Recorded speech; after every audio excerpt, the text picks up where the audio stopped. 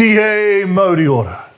Tui te rangi, tui honei, tui te papi taku tōnei. For me, it has been a journey, and it started not that long ago. So I grew up, I've got a Māori dad and a Pākehā mum. Grew up in Christchurch. Dad used to say the McRobertses were half Scottish and half Māori. Half of us wanted to go out, the other half didn't want to pay for it. And that was about the extent of my knowledge of our whakapapa, of our background. I always made a point of telling people that I was a reporter who was Māori, not a Māori reporter. And the reason I did that was because I had no knowledge of things Māori.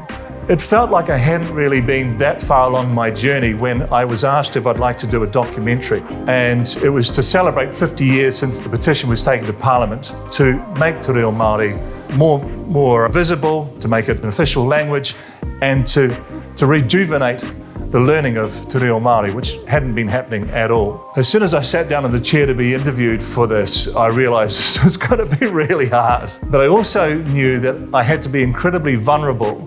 So a really emotionally charged documentary, and one that I felt I really bared my soul in. We built towards me going back to my marae, and I delivered a whaikōrero, which is a proper formal speech. And then also in my marae, another first, I got a tāmoko, and this is me. So it's quite an extensive one. It goes across my chest and down my arm. I'd never had a tattoo before.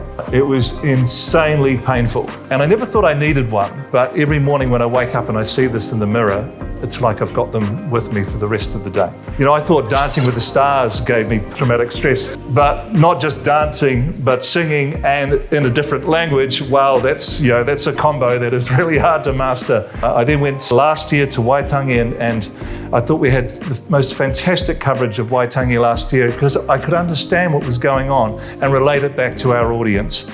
I felt I'm in the right place to be telling these wonderful stories. This is going to be brilliant. Then they made the announcement at the end of that month, end of February, to close News Hub. But it gave me the opportunity to think about, what do I really want to do?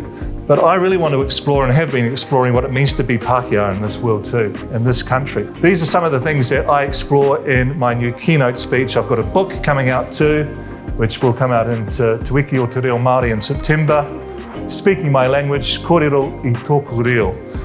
And it goes into that whole thing. And finally, I'm no longer a 6 o'clock news presenter, so I can say whatever the hell I want.